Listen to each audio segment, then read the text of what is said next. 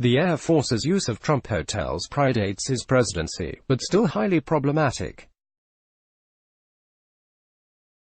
James Joyner, Tuesday, September 10, 2019. 10 comments. The sequence of events surrounding the Air Force's use of a Trump family hotel near a Scottish airport satisfies me that it's not scandalous. At least once one gets past the fact that the President of the United States owns hundreds of public-facing properties around the world, has refused to follow the convention of divesting himself of them, and thus raises huge questions of propriety whenever he, any government employee, or person having business with the U.S. government stays there. Eric Lipton's NYT report, Trump had deal with Scotland airport that sent flight crews to his resort, establishes that the Air Force was routinely flying in and out of that airport and staying in the hotel associated with Trump's golf course long before he was president. And that Trump had an arrangement with the airport to send visitors to his hotel before he began his run for the White House. Oddly, that didn't stop Trump from lying about the situation. On Monday, President Trump sought to tamp down a growing controversy over a stay at the resort by United States military personnel who were traveling through the airport in Scotland in March.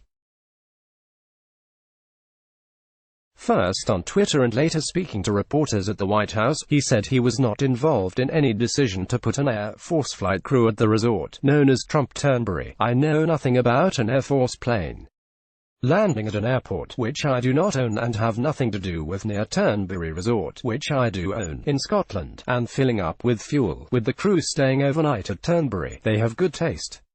Mr. Trump wrote on Twitter. Nothing to do with me. It's demonstrably not true that Trump has nothing to do with the airport, although the rest does in fact appear to be true.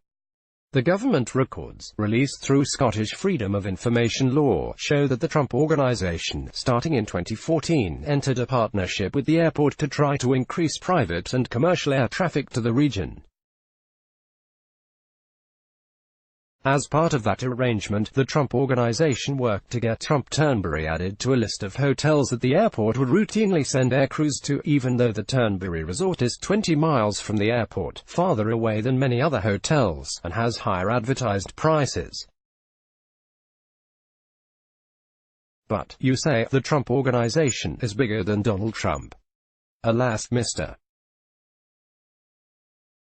Trump visited Glasgow Prestwick in 2014 and promised to help increase traffic at the airport, although at the time he was largely referring to plans to drive corporate jets there and attract other commercial traffic, perhaps carrying golfers on the way to his resort. There's nothing in Lipton's report to indicate that there was anything untoward in the business arrangement. He promised to help route more traffic to the airport in exchange for more referrals to his faraway, expensive hotel. Well before he was even running for president.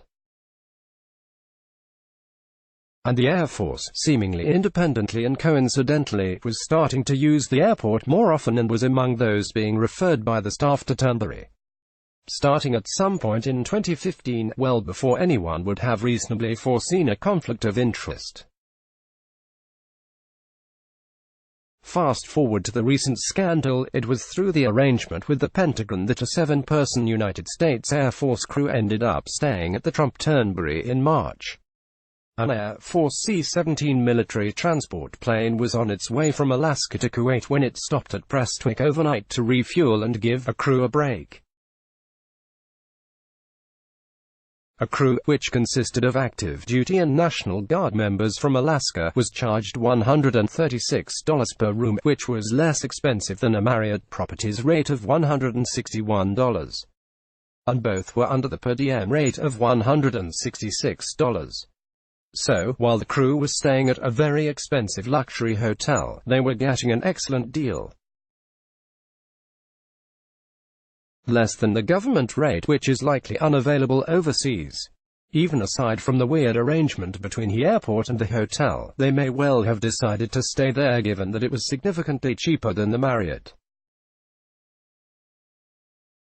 Although it's my understanding that, at least among active duty pilots, there's a strong propensity to stay in hotels that align with one's preferred reward points system. Again, aside from the elephant in the room, the President of the United States owns hotels with his name on them. This would a non-story. But, of course, there's the elephant. Lieutenant Gen. John T. Thomas, the Deputy Commander of the Air Force Air Mobility Command, said in an interview on Monday that the rising number of military stopovers at Prestwick was entirely based on operational demands, as the airport is in a convenient location, has 24-hour operations and offers ample aircraft parking, among other advantages. He added that the Air Force has been using Prestwick for stopovers since at least the late 1990s. Agreed that the decision to place Air Force crew members at a hotel owned by Mr. Trump's family had created questions that the Defense Department needed to address. As a result, the Air Force is now reviewing policies on where crews are put up in hotels during international trips. Let's make sure we are considering potential for misperception that could be created by where we billed the air crews, he said. It is a reasonable ask for us to make sure we are being sensitive to misperceptions that could be formed by the American people or Congress or anyone else. Staying at hotels named after and whose proceeds directly benefit the Commander-in-Chief does indeed create a potential for misperception, to say the least. But, again, it seems clear that the problem here is that POTUS has a side hustle, not that the Defense Department is trying to curry favor. Let's block ads. Why?